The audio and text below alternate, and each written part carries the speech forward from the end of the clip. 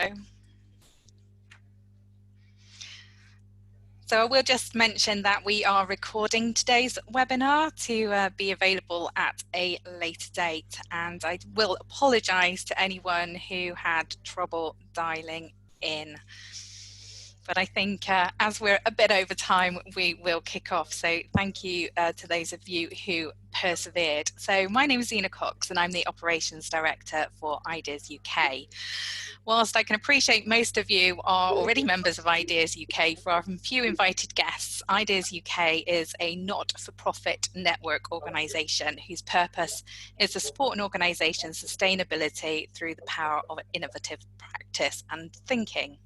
So through our diversity of network, we support organisations to accelerate their innovation capabilities, inspiring a culture of inclusion and positive change to truly harness the power of innovation within your workplace. So today's topic is in conjunction with Wales Audit actually, and is making good stuff stick. And in a way it's a follow-up to an earlier webinar that we held with Whitespace titled The Work from Home Revolution. We all know that over the last few months, businesses have had to move from office-based working, where kind of the world of innovation and face-to-face meetings is commonplace. We can co-create through brainstorming together. That's an everyday occurrence, to using technology and changing processes to work from home. And I think the pace of change we've witnessed over the last few months has truly been tremendous across every sector and every country. So today I'm delighted to have Stuart Laws from the Ministry of Defence, Chris Bolton from Wales Audit, Hussein Farden from Dubai Customs, and Lindsay McLean from the Wye Valley NHS Trust to share some of their thoughts and ideas around what's happened within their organisations. And I would encourage this to be an interactive session. We have billed it as a lunch and learn, so it is very much a, if you've got questions, please do ask them. There's a Q&A function and we will look out for your questions in there. But to start with, I'd like to ask each of our panelists just to introduce themselves, their role, and talk a little bit about their organisation. So Stuart, I'll hand over to you first. Thank you. Thank you, Zena, and good afternoon, everybody. So I'm Stuart Laws. I'm Assistant Head in the Defence Innovation Unit, where I'm responsible for the delivery of the Defence Innovation Priorities, our ideas management approach, and anything else which arrives on my desk, which is quite a lot over the last few weeks during the lockdown, which has included our initial response to lessons and observations. I got involved a little bit in the pit lane challenge for those of you who saw what the Formula One teams were up to in support of the ventilator need right at the beginning of lockdown, and a few other bits and pieces like that to keep us occupied. I'm also the chairman for IDEAS UK. So that's a brief introduction from me and what I'm covering at the moment. Thanks, Stuart. And Lindsay? Hi, I'm Lindsay McLean. I'm the Urgent Care Programme Manager at Wye Valley NHS Trust in Herefordshire. My job has been a little bit different over the past few months. I look forward to sharing some of the experiences that we've had, but a little bit like Stuart, everything and anything that's landed on my desk is what I've been working on over the last couple of months. Thanks. And Hussein? Yes, my name is Hussein Fardan. I'm from Dubai, and I work for Dubai Customs as a head of innovation, and I am the chairman of IDEAS Arabia and the board member of IDEAS UK. And in Dubai also, it's a big change. I'm calling you from Dubai Mall, right now in Dubai Mall. And it's a big change, of course, everywhere. But thanks God, the last week, we went back to work. It was 50%, and this week, 100%. Right. So we are back to work, full capacity this week. Right. Thanks, starting Hussein. from Sunday. And thank you for joining us today. The miracle of technology may mean I send out the wrong link and it stops everyone from joining, but equally we get to talk to you directly from Yes. Dubai, which is fabulous. So yeah, we've got lots of questions about how you guys are handling it over there coming up too. And No Chris. problem. Hello, I'm Chris Bolton. I'm from Audit Wales. I say the wrong link wasn't your problem, Sina. It was mine. I apologise for that in the background. Audit Wales, we audit the public sector in Wales, so it's about 17 billions worth of expenditure, everything that's devolved to Wales, so the health services, the NHS. In terms of the big changes it made for us, that while everyone was frantically coping with COVID, we suspended a lot of our audit operations. The financial audit it coincided with year end, so the typical financial stuff, there was a plan to do some of that remotely, but we have a big chunk of our activity that looks at what's called performance audit and value for money. So a lot of that was suspended, and we moved into an area which we called our learning project, which very much fits around what innovative ideas we're surfacing in public services.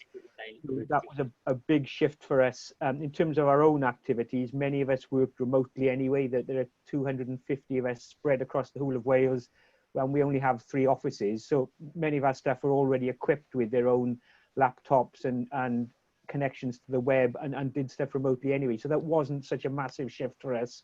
The big one was a change in this practice of how do we capture learning and share it amongst the public services who are very much involved in responding to COVID as it happened. No, thank you all for that.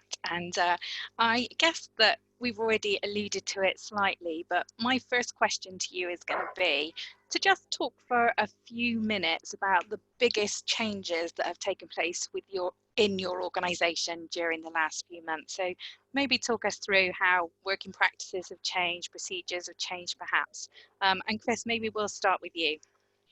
Okay, yeah, thanks. Yeah, so as I mentioned that our main job is financial audit, and then this bulk of work this other part of the work that happens around value for money and performance audit, and that very clear statement went out early on from the Auditor General saying we're suspending those programs. Alongside what the Auditor General wants us to do is say just shift from where we've done a lot of assurance, did you do the right things, into can we support around explaining better what goes on and actually inspire public services to be better. And that fitted around what could we do in a space around real-time learning. So right at the start, we had people with a certain set of skills. So auditors are very good at observing what's going on, drawing out interesting facts, making sense of them.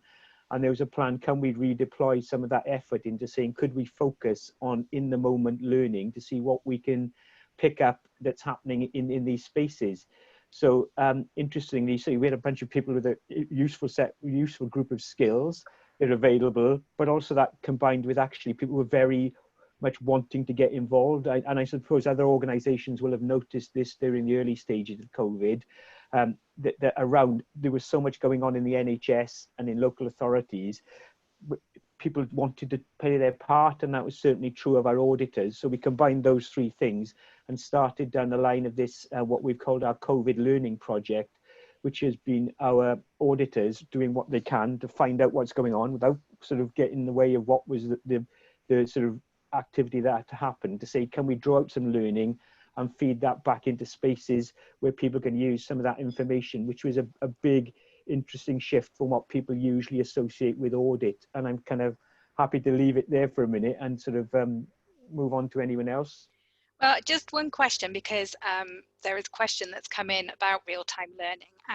And the question is, did the real-time learning identify things you should be stopping as well as starting? And if so, has this happened?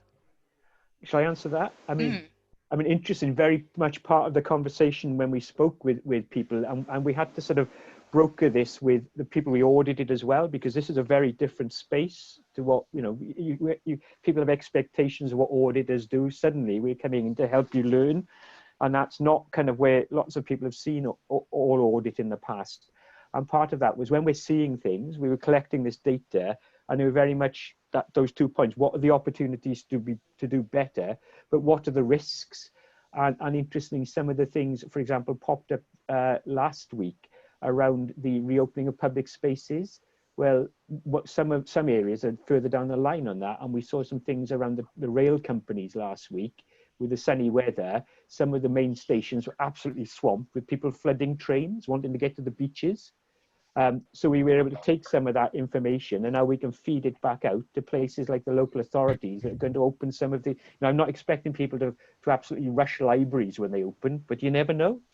You know, but we may just want to get out, to be fair. Yeah, but that what the Transport for Wales happened in their situation, where there was potential risk around conductors on trains and drivers, where suddenly the train's jam-packed, social distancing has gone out the window. There's learning from that can feed back into those spaces. So yeah, it was about opportunities and risks as well.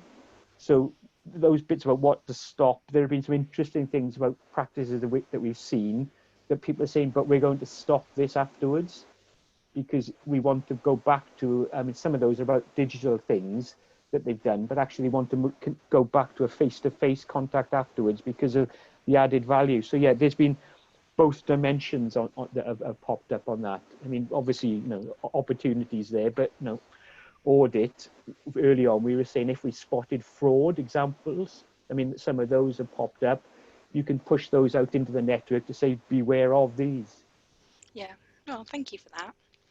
And he's saying that things have been, well, I guess similar to us in the fact that you've been very much locked down too. So maybe you can describe kind of what's been going on at Dubai Customs and in the UAE and the plan over the last couple of months.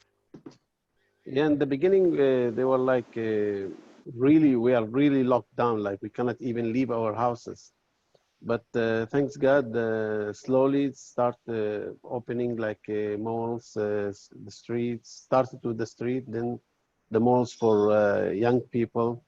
And now it's for everybody. Everybody can enter the malls, the malls. Even the mosque also, they allowed people to go to pray recently.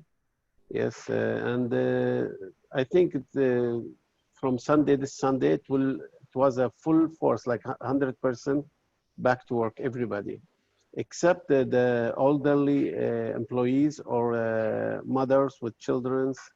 Certain people, they can still stay home because their children in schools, in online schools. And otherwise, life is back in Dubai, and our like president, he wants everything to be opened again. Okay, and we take a very strict measurement. For example, the mask, I'm carrying mask with me everywhere. It's just when I'm sitting in a restaurant eating, we don't wear a mask. We are allowed to do that. Yeah. And there was talk about in the UAE about people kind of staying at home to work now rather than returning to an office. Has that happened, or are they encouraging that? It's really funny actually. In the beginning, all the ladies, they don't want to stay home. They want to work from office. But now because they enjoy working from home, they don't want to go back to office. It's funny. But slowly we are coming back to work fully, in full force.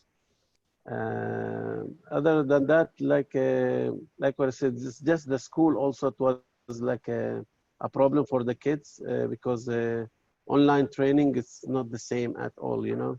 Yeah. It's really a big challenge.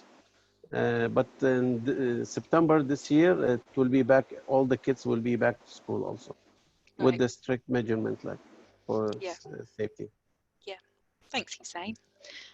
Lindsay, I know that you've kind of adjusted, I guess, some of the things you've been doing to make sure that, you know, change happens and sticks. So maybe you could share a bit about what's been going on for you guys. Absolutely. So I think it's probably fair to say from a National Health Service in the UK, we weren't particularly technically savvy at the start of all of this. I've worked in IT for a number of years in the hospital, and to get anything to be changed would have taken months and months of red tape and getting people sort of kicking and screaming to use technology. And in the space of a matter of days, if not weeks, we'd completely turned that around within the health setting. I mean, just with regards to some numbers, I've got them written down here, but within 2 weeks of us kind of hitting the go button with regards to needing to change. We'd got 1,200 members of our staff on Teams. We'd purchased, we had received, we'd built, and we delivered over 450 new laptops, and 800 VPN sort of remote access licenses had been distributed to all of our staff. And that was all of that was in the space of about 3 weeks. Now, for those of you that kind of know sort of public services, that would have taken months, if not years, to have done in pre-COVID world. So we absolutely had to rise to that challenge and to deliver as much as we could, as quickly as we could, with the imminent pandemic kind of heading our direction. And I think from a virtual perspective, that's both clinical services and back office services. So we have introduced virtual clinics and one-to-one clinics with patients and consultants. And only now last week, 48.6% of our clinics were delivered virtually. And we're looking at our staff now with regards to people working from home. I'm not at home at the moment, as you probably see from the background, but I do spend some time working at home as well. So same again, staff and working from home from an NHS perspective. We didn't think that was possible 3 months ago, and it absolutely is possible now, and we've proved that. Well, thanks, Lindsay. And finally to you, Stuart, what changes have you witnessed working at the MOD? So I'd say change for us has been monumental. As you can imagine, Ministry of Defence is a very traditional, security conscious organisation. And even though we had the option of flexible working pre-lockdown, it wasn't really taken up by a lot of our staff. It was always seen as almost an excuse not to be in the office working by many people.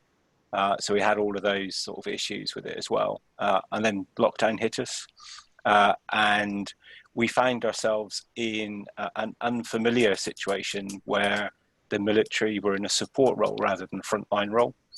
So that's probably quite a significant change for us as a business. So we find ourselves supporting the NHS and the health services, particularly on a public face-to-face basis. So you might notice that a lot of the testing centres are manned by military people, and that's all under the Military Assistance to Civil Authorities Act. So we've been doing a lot of work on that. From a day-to-day working point of view, similar to Lindsay, we managed to finish building and distribute 5,000 laptops to people who suddenly found themselves at home with no access to mod services and systems. Those people who had remote devices had to find a way of getting them if they didn't have them with them, so that they could continue working. We have accelerated our deployment of Teams, so that people could use from non-official devices as well through VPN links.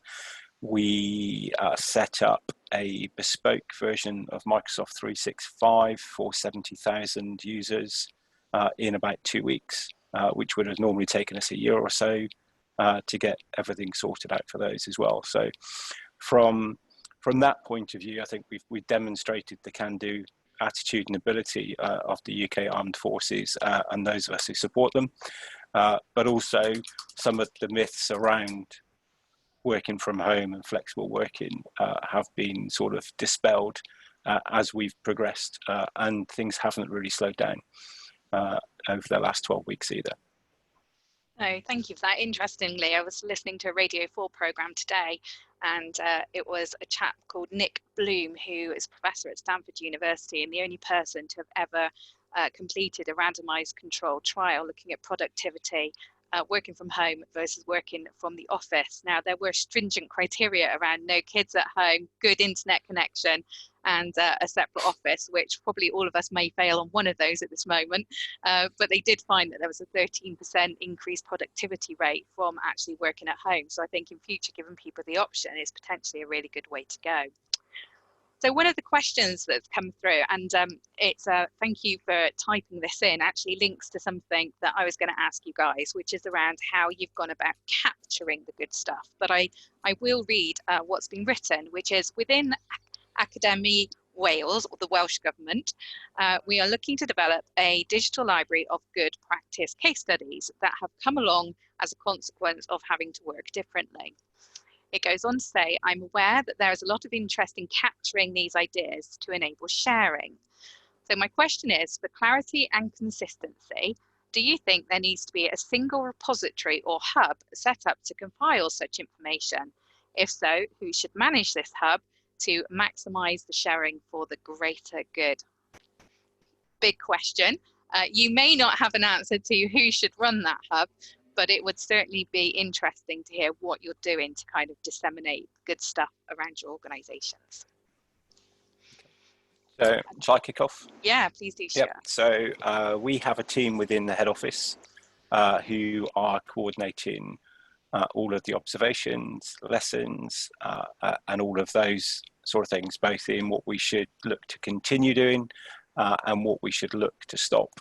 And all of those observations have come through in a number of different ways. It could be emails, it could be phone calls, it could be through Skype, or through our ideas management platform, which has got specific challenges to capture observations and all of those types of things as well. And then from that, there is a proposal to take forward things that are to be considered post-pandemic. We are also looking at the things which can be done during the pandemic, which will be done, and also what needs to stop either during or after pandemic as well. So we have sort of moved between different options as we've gone through. We started off with some tools at the beginning, and now we're coming into a period where those tools will be switched for different tools which are more in line with our normal risk appetite. So whereas we had a massive suite of whatever you could get your hands on to start with, we are now focusing on apps, tools and techniques which are more in line with our normal risk appetite for security and things like that. And Stuart, I mean, yours is a pretty sprawling organisation, Yeah. Lots of different branches. How are you kind of sharing that good practice across, you know, different branches, the Army to the Navy to the RAF to you guys in Whitehall, for example? So we have a central process and mechanism which we call defence learning. And then part of that is the lessons identified management system, which all different parts of defence have access to. So we use our ideas management platform to give open access for observations and lessons, and then the teams across defence will triage those and promote the ones that need sharing into our lessons identified system. And they're picked up from there. And it's quite, as you might imagine from a military, it's quite a formal process. It can be a little bit slow, which is why we brought the ideas management platform into the front end of it, right, so that we can be more agile in responding to things that we spot as we go. Great. Well, it's good to know that you're actually using the platform that you've got for ideas to really capture all the good stuff that's going on too. So that's really good news. Thanks, Chris. Coming from Wales. Yeah, I'm guessing that's Tony from Academy who's posing that question. And I think a bit picking up on what Stuart says, there's a kind of gradation of what you're capturing for what purpose. So in a complex space, what's been going on in COVID with so many different things happening, there's a different kind of practice that emerges to what would be best practice that's been, you know, there's in case study sort of territory that's been checked and qualified and evaluated. The stuff that's going on that what we started on about what can we capture in the moment is you know, what the novel stuff that people have done they've never done before, and some of that will be applicable to other people. But some advice that was given to me around that was actually what the best you can do in some of those spaces is show people a variety of things that others have done, and they'll join the dots and make the connections to what fits within their context in a complex environment. And some of what we were capturing around that was this sort of narrative of what have you spotted, because the answers aren't known. It's never been seen before. People are doing different things. What you do in Wye Valley will be different to what you do in a very rural place, say in Gwynedd. But actually, if you can provide people at different things, they will join the dots and find what works for them. As things start to settle then, so we've been capturing that almost as a narrative of what have you seen that's different? What do you think could be learnt? What do you think could be, you know, what should be avoided? We've been indexing that. We've been using something called SenseMaker as part of that process, and trying to provide information. The other part of that is it's a social process. So it's human to human connection. And some of that is what is people talking to each other to try and stimulate the networks. But going from that, what's novel, getting that into that space, we then graduate into actually how do you start to almost like standardize those things into good practice. So going from emerging and novel stuff into what's good practice, and ultimately down into spaces that are, you know, best practice. This is the way to do it. And I think there's different things in different spaces. So the challenges with something like a database, which I think Tony's talking about, is Yes. that ultimately rests in the world of best practice and good practice. And those are distillations down of all of that massive interesting things that have happened up there. And it's recognizing that in those spaces, you've got to have flexibility and freedom to fit your context. And then you kind of get into perhaps some of the stuff, you know, there's one way to do that, but it does funnel down. And I say, over the years, I've worked a lot on case studies and collecting interesting practice. And I say that the database stuff is only a fragment of what actually initially happened in the first place. It's almost like a bit the innovation sort of the funnel down.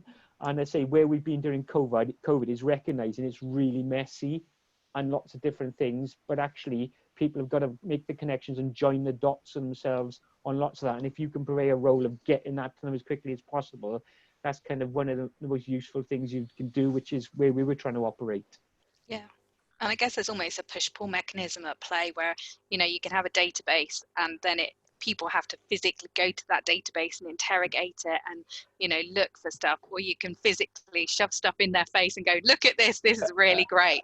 And it's kind of getting that balance right, isn't it? Well, and getting the stuff in the first place, because I say it's you can't, you know, what's the phrase that knowledge can only be volunteered. You can't coerce it out of people. And I think all the people who over the years I've met through Ideas UK who run innovation schemes and ideas management, if people don't want to tell it to you, you can't force it out of them. People have got to give stuff voluntarily, and that's a whole kind of another game of how you work with people. Yeah, thank you. And Lindsay, how have you been kind of capturing those great stuff that's been going on? I think just picking up on what Chris has said there, it's talking to people. Yeah. I think one of the biggest learning points that we've had are a health and social care economy actually across the system is the right people to talk to the right people at a certain time can make such a difference. So we've been talking to people, we've been asking people, we've had a number of different mechanisms. So right from the start, when I was redeployed, so my urgent care programme role kind of paused for a moment. I was redeployed into areas where I could offer my skill set the best around service improvement. So when services were changing rapidly within hours, that's where I would be deployed. So I was a conduit at that point. Not only was I helping them to work through their processes, but I was then bringing that back to the office and joining the dots, as Chris was saying there, with other people doing the same thing. And I found the informal conversations right at the start to be the most valuable, and to start to record them straight away. I mean, hindsight's a wonderful thing, isn't it? But we started to record our log of learning and decision making really, really early on, because we kind of sensed that a lot was going to happen in a very short amount of time, and we wouldn't remember. I mean, I don't remember April, if I'm perfectly honest with you. April 2020 is a blur for me. So I'm really pleased that I was documenting the stuff that we were talking about and learning at that point. But I think you're right, when we come on to some further questions down the line around how are we starting to now bring this into practice now, but joining those docs is so important. And actually you don't need, we've learned very, very quickly, you don't need a terms of reference. You don't need to have got sign up to get people to join a Teams call to discuss something. We had our care homes resilience team and our daily huddles. We just knew that there was a set core of people in Herefordshire that need to talk regularly around supporting care homes. So that's just what we did. We didn't have a terms of reference. We didn't have the governance. We just said every morning at 8:30, jump on this call. Now that has happened every day for the last 7 weeks, and we've had some incredible outputs from that and some super feedback, if I'm perfectly honest with you on that one. So it was just getting the right people to talk. And if you ask people what what they are finding useful, and then evidencing that you're doing something with that information. I think that's really important. They're closing that communication loops. There's no point sending out questionnaires, and there's no point sending out polls to people if then you're not going to do something with that information. And you have to evidence really quickly after receiving that data that you're doing something with it. And that's what we've tried to do at Y-Valley as well. Great, thank you. So Hussein, what have you guys at Dubai Customs been doing to really capture the kind of good, innovative stuff that's going on at the moment? Actually, in the beginning, everybody was confused, like who will start, you know.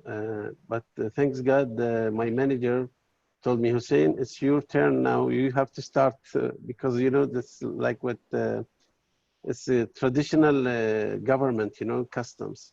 So the Innovation Center started with the brainstorming for all departments. We did like daily brainstorming for each department to solve any challenge they are facing during the COVID-19.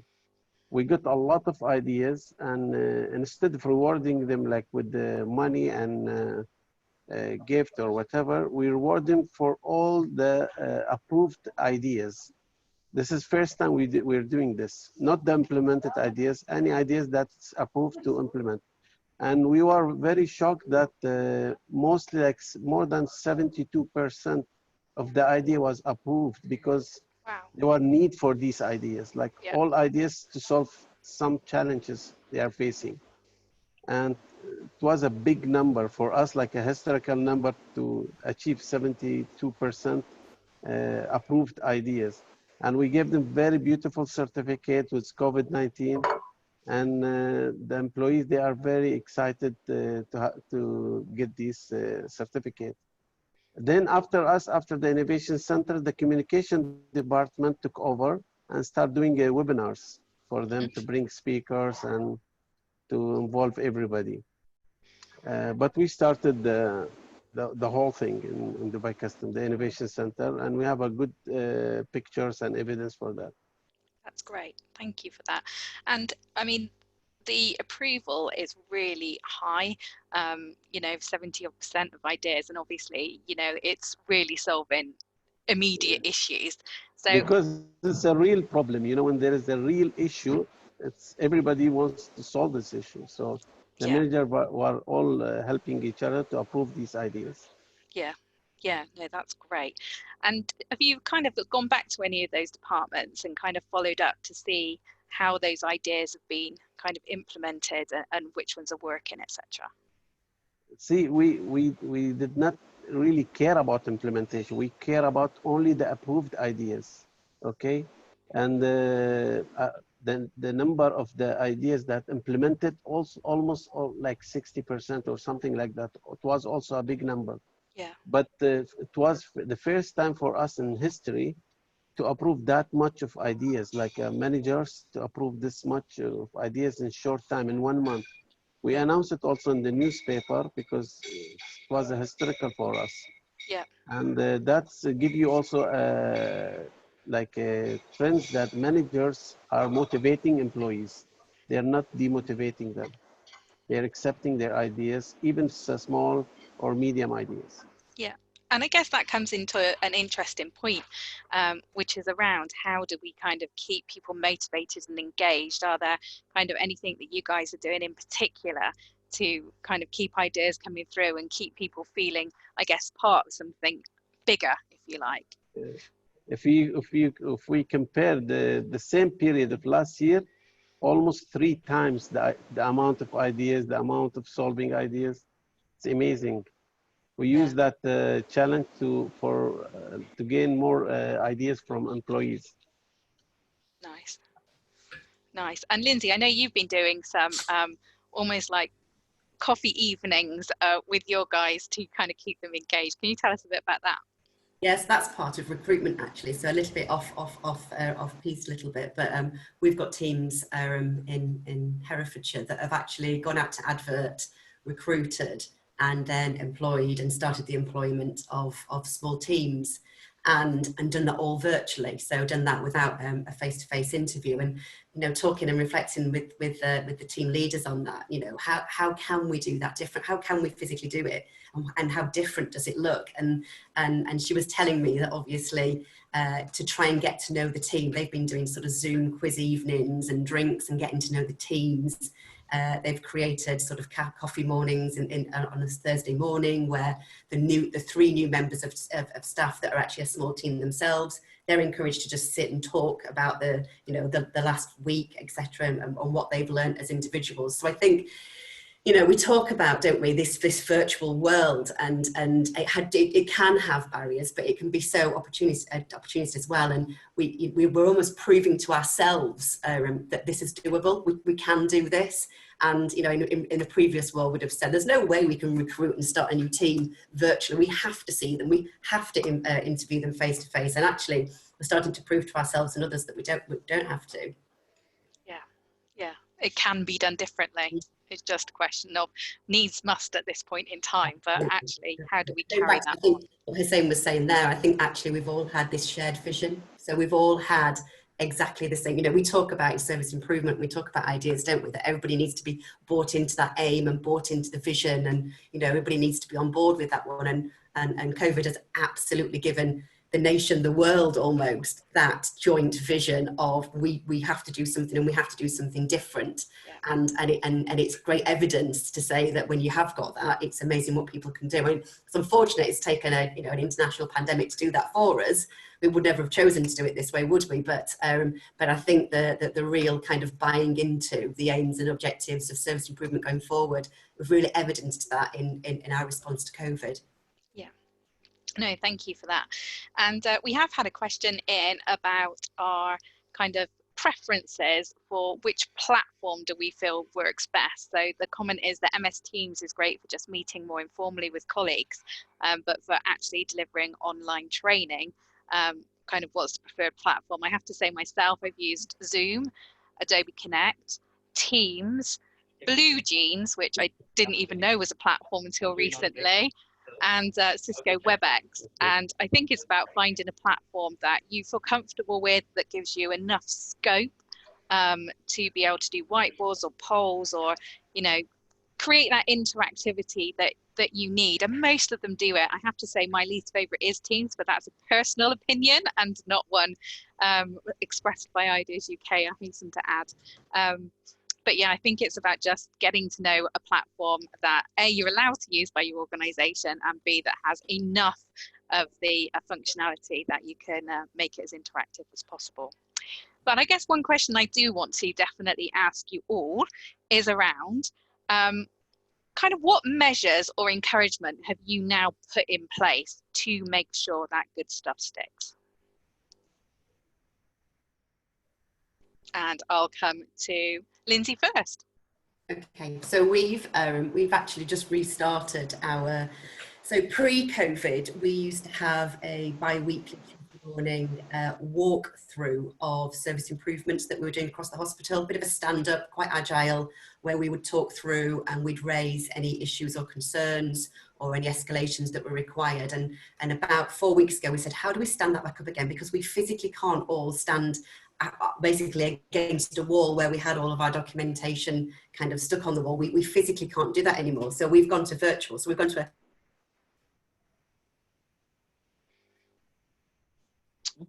Lindsay, virtual transformation. We are service improvement. Sorry, Lindsay, could you just repeat that? You dropped out slightly just as you were about to explain what you'd gone to. I think a train went past, which meant that connectivity in Herefordshire goes a little bit. Can you hear me now? I am struggling. My connectivity, my Wi-Fi is a little bit. Sorry. So we've kickstarted a virtual transformation Tuesday. So Tuesday 9 o'clock every other week, we're having a virtual catch up where we talk through all of the service improvements that we want to take forward. And in the past, that was done in a physical location, which we can't do anymore now for social distancing. So what we've been able to do now is to do this virtually, which means we've been able to open up the invitation to anybody that works in health and social care in Herefordshire is welcome. And that's right from somebody who might have been identified on their personal appraisal to be more involved in service improvement. they can join. We welcome Primary Care Network colleagues this last week, and our very first soft launch had 28 attendees on that one before we'd even invited the wider community. So we are investigating virtual ways in which we can join the dots, keep talking to each other, keep trying to share ideas. So if I'm thinking about going in this direction, somebody else is, let's have a conversation outside of this meeting and let's work through how we can do this together. So we've just literally kickstarted that in the last couple of weeks. We were used to doing it. We did used to do it as a stand-up on a Tuesday morning. So we're used to Transformation Tuesday and the principles of that. And we've just taken that online now. So it'd be interesting to see how that develops over the coming weeks. But that is definitely helping to join the dots and keep people talking, which is the two main important things. Brilliant. Thanks, Lindsay. And Hussein, coming to you, how are you making sure that all that great stuff sticks? You know, we have a target from the government that we want to be paperless government 2022. But it was doing so slow before COVID-19. Thanks God to COVID-19, fast everything for us, like everybody start working online, auto signature, no paper, like everything become through technology. And this is the good part. We went back to work, but no more printing, no more meeting in offices. We have to meet through Teams, but I prefer Zoom, okay? This is my preparation. I don't like Teams. No. But everybody like in Dubai Custom working through Teams now, their meetings, individual meetings from their offices, but through the technology. And like what I said, they stopped the printing now, all the signature through PDFs. We can sign anything we want. And even the director, it was very difficult for his signature, but it's now all the certificate, for example, for the people who submitted good ideas through the auto signatures from the director. So we are 100% almost digitalized now, Dubai Custom. No more paper. We are working online, which is extremely good. So it's been pretty good for the environment too, and certainly speeded up the and this is the achievement of good some of the part. goals. We are back to work, but we kept all the good things Great. that were, yeah. That's great news. Just a point back onto the library. The Welsh Government are looking at that digital library idea and capturing some specific practical examples via pre-recorded feedback presentation based on what the problem was, what did we do, and what were the benefits and lessons learned. So maybe video clips rather than the traditional paper writing, which I think would make it so much more engaging from an audience perspective. So that seems a really great idea to kind of capture some of those stuff that is really working well. So Stuart, to you now.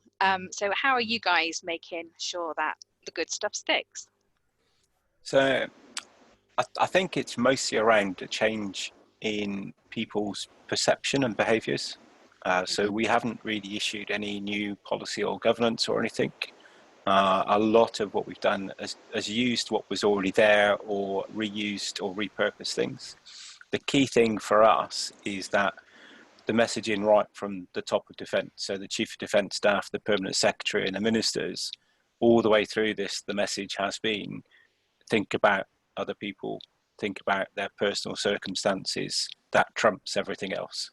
And I think that key messaging at all opportunities, so our frequent all-staff dial-ins, our team meetings that we all have weekly, our daily catch-ups and things like that message has cascaded throughout the organisation, even to the point where people have reported that they've been asked to do more than they feel is fair.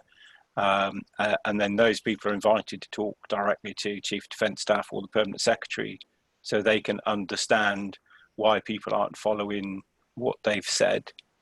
And then they are individually and personally following up on those claims. And I think that's a big shock to the defence system, that actually when we say personal circumstances trump, we do mean personal circumstances trump. And if you have to work odd hours or non-consecutive hours or whatever it may be in order to cope with how things are at home with your other commitments, then that's perfectly acceptable, and they need to be taken into account. So I think for us, that commitment to the message is probably the single thing which is going to persist and drive further change. Yeah, thank you. Thanks, Stuart. And finally to you, Chris. Yeah, I was going to sort of answer this in making things stick in the context of the big sort of one of the big changes we've had is about our audit practice moving into this sort of real-time learning space, which was say a little different to sort of how some of the practice have worked in the past. So kind of making that stick. I mean, the kind of Stuart mentions behaviours, but it's essentially a sort of quite a big behavioural shift. So we were kind of looking at some of the stuff there. You know, there's the great appeal to logic. You know, this is what we're doing. I kind of, you know, that only works so far. So some of the things we've been doing, I mean, very much thinking back to what I've learned over the years from people like Rico, where their ideas schemes are just what they do here. And some of the organizations I've met from Dubai, this is just how we do it. So it's an element, how do we turn this into the routine day to day to make it something that people just do without thinking? So that there's an element of making the system as smooth as possible, but actually some of the behavioral stuff around that is something, actually I do it because it's kind of what I enjoy. It's no great hardship. Yeah. And an element of how you find stuff that making it, you know, helping you build relationships. So one of the ideas around actually, if we've got contact with our audited bodies, and rather than it just be, we're here to find out what you're going, there's a two-way dialogue. So there's a bit of expression I used yesterday is we're looking for the, oh, that's interesting, or I didn't know that, or I've learned something moments.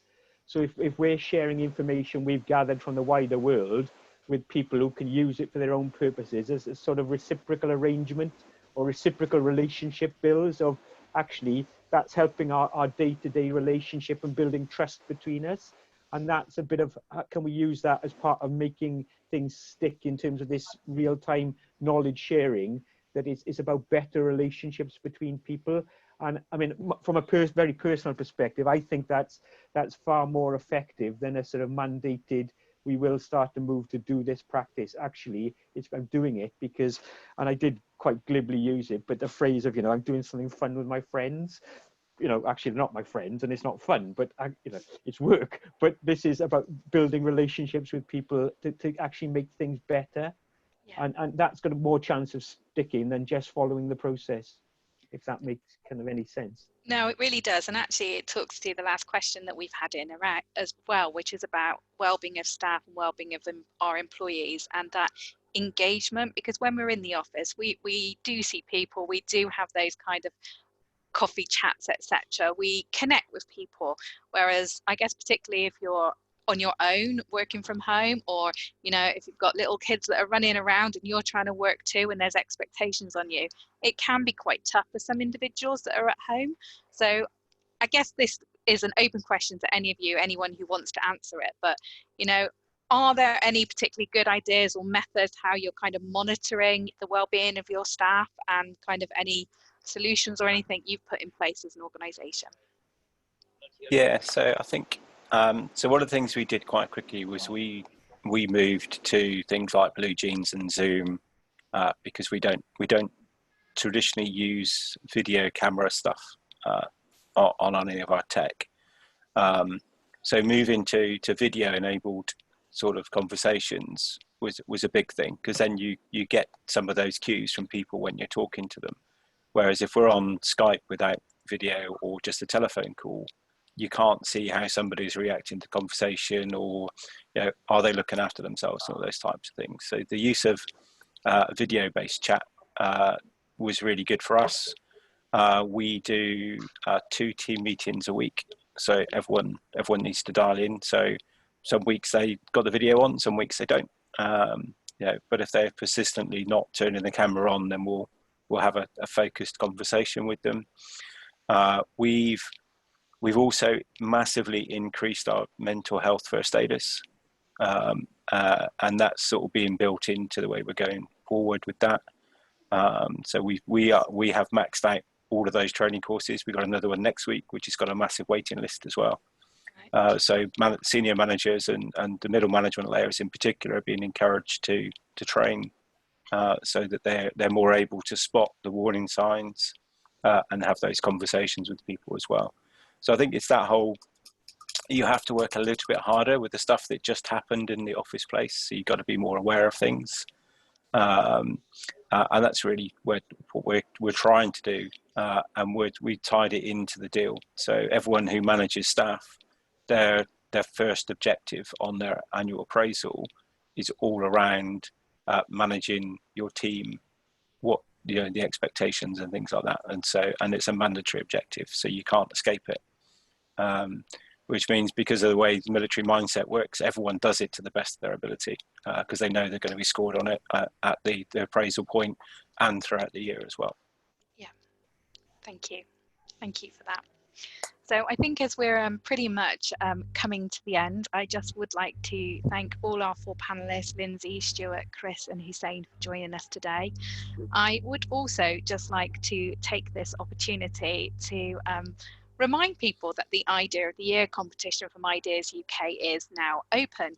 And as we're facing the times we face, we've adapted too. So this year the competition will be completely virtual.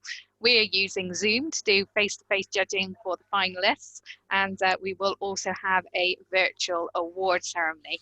So it would be lovely for you to put any of those great ideas that come through in the last 12 to 18 months into the competition. And this year we do have a special category called Innovating in Crisis. So some of those things that are really revolutionized the way you work over the last few months, whatever they may be and however they may have helped, then we'd love to hear those ideas too. So if you'd like the link to the dedicated site, please do get in touch with us. And you can do that by following us on Twitter at Ideas UK Official, email direct on info@ideasuk.com, or check out our website www.ideasuk.com.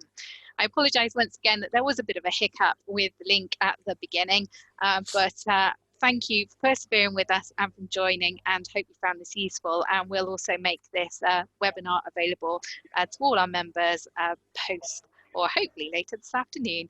But continue to stay safe. Do join us again. Look out for some knowledge nuggets that we will be advertising virtually in the near future.